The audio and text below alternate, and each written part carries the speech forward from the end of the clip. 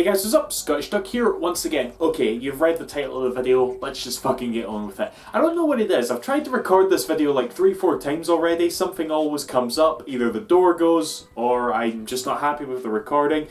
It shouldn't be that hard, okay? From what I can tell, you all really liked my Dreamcast top 20, so I'm figured, let's just do one for the Saturn, you know?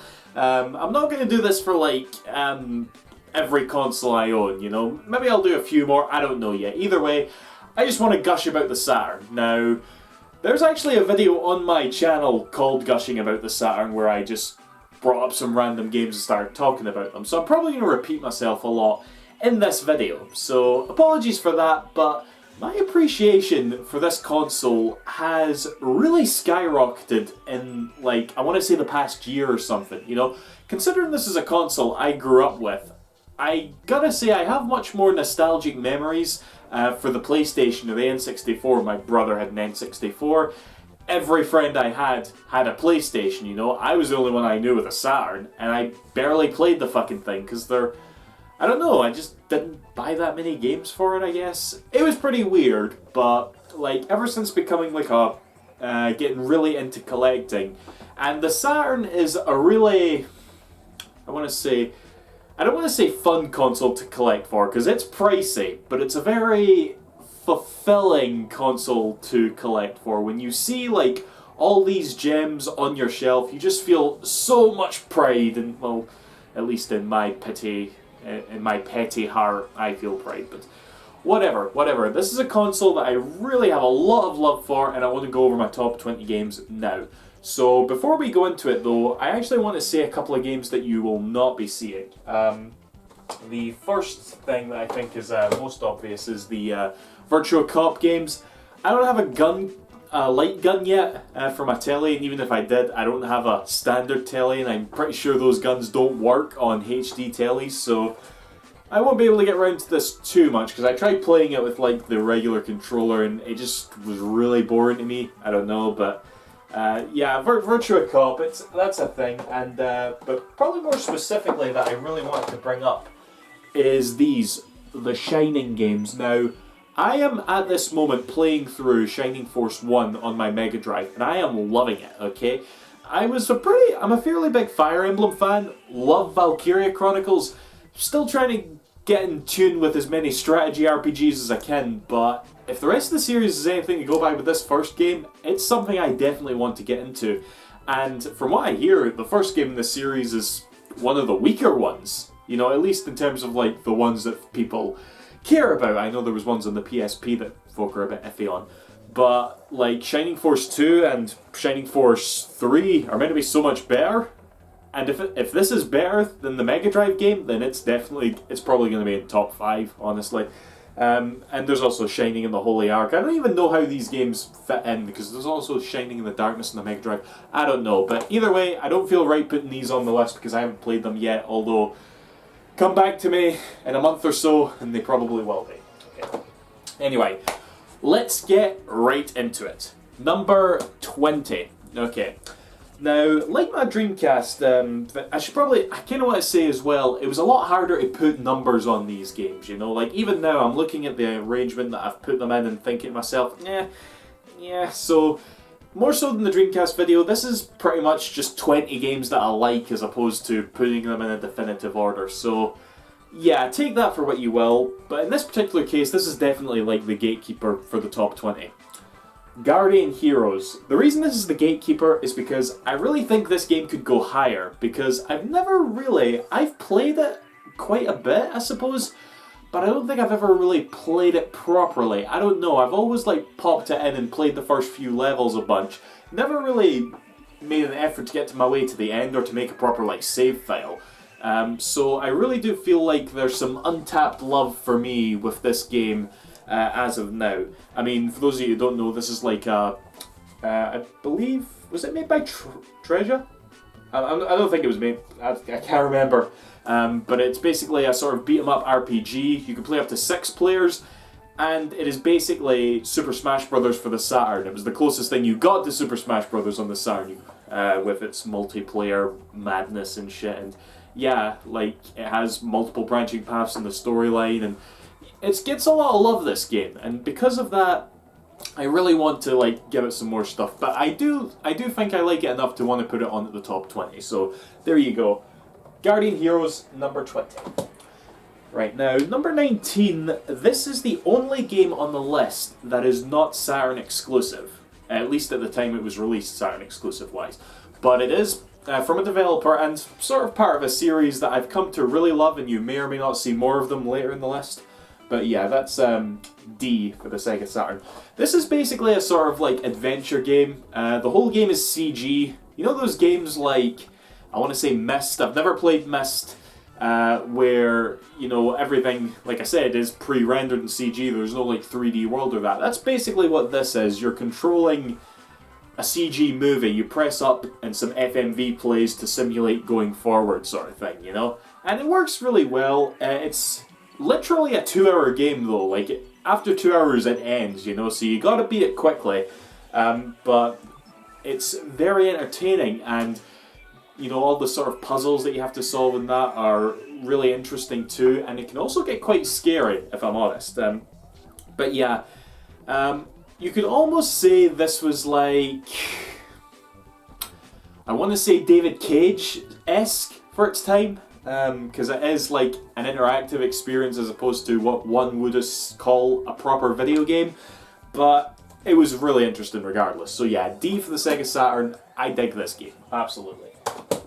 Okay, number 19. One of the sort of few nostalgic-riddled games for the console for me. Steep Slope Sliders. Now, this was like Sega's answer to 1080 Avalanche and whatever snowboarding game was on the PlayStation at the time. And yeah, it's not by the same developers, I'm pretty sure, but I feel like there's some elements of Jet Set Radio in this game. The soundtrack is really rocking, really catchy, and the characters are kind of generic sports players, but there's some personality to them, and you could squint your eyes and think they look like they're out of Jet Set Radio. And yeah, I just have a lot of good memories going down all the different like courses in this game. You go out of a helicopter and you just make your way down a slope, racking up as many points as you can, and I had a lot of fun with it. And yeah, it's yeah, I guess I'm not like the biggest extreme sports guy. A lot of people were playing Tony Hawk at the time. I guess this was mine, as you should say, but it's one that I hold quite dearly in my heart. So yeah, that's Steep Slope Sliders for the Saturn. Right, number 17. Number 17 was a game that I do really like. I've done a Let's Play of it, but over time I kind of feel like my love for it has dropped off somewhat, and that's Clockwork Knight. This is basically a 2D platformer that is basically Toy Story, but it came out before Toy Story. That's the amazing thing about it.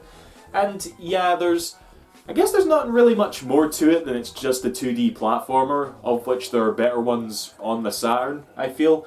But yeah, I don't know. I've not got too much to really say about it beyond that. I mean, obviously I like it. I wouldn't have Let's Played it, and I wouldn't put it on this list if I didn't like it.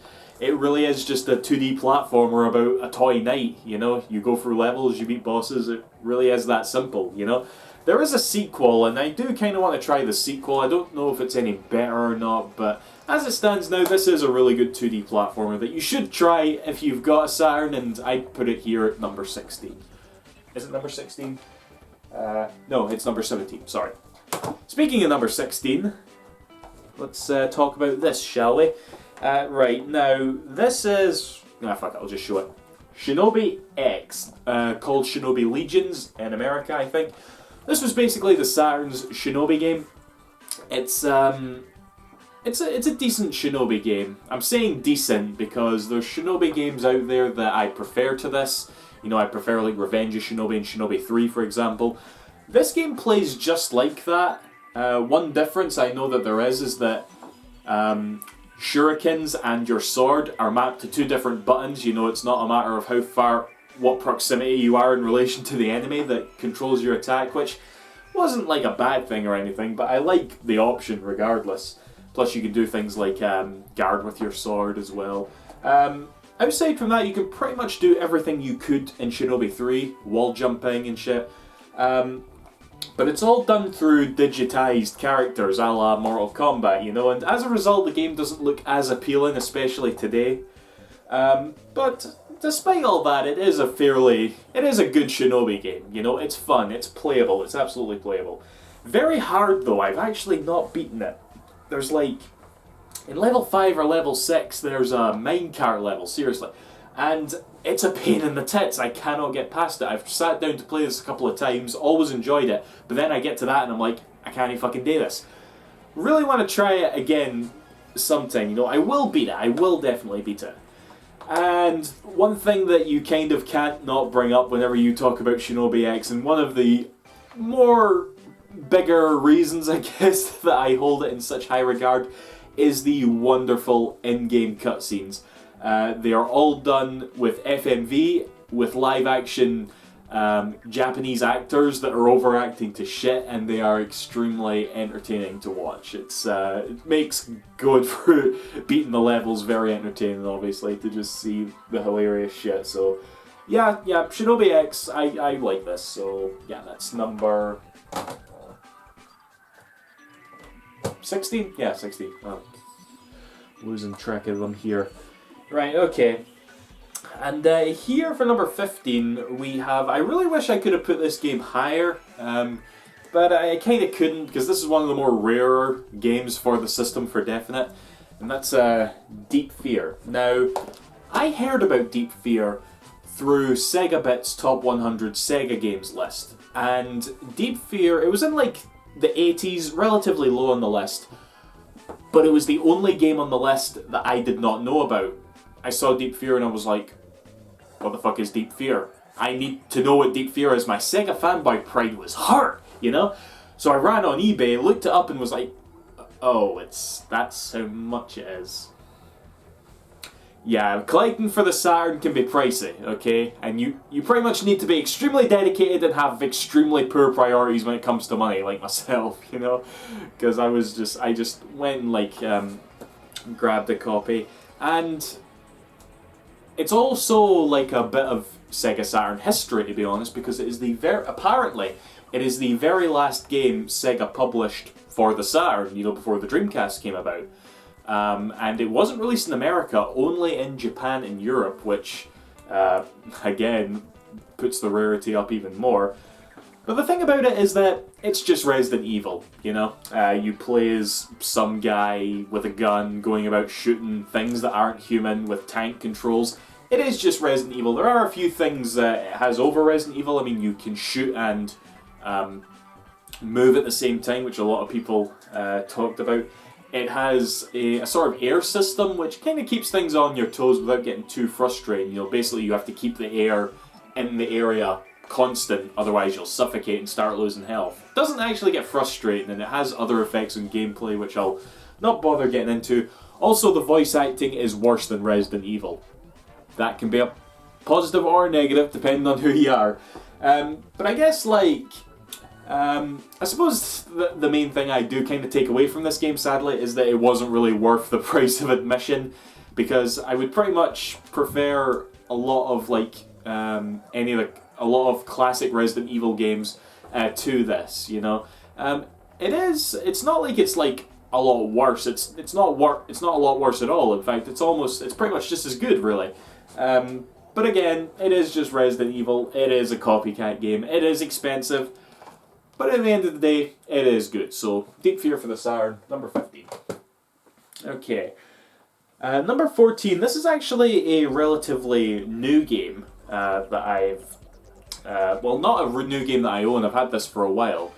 But this game kind of like represents to me how I keep going with the Saturn, because for a while I kind of perceived the console as like basically this thing with a lot of expensive games, and because I wanted to collect them, I just had this weird thing in my head.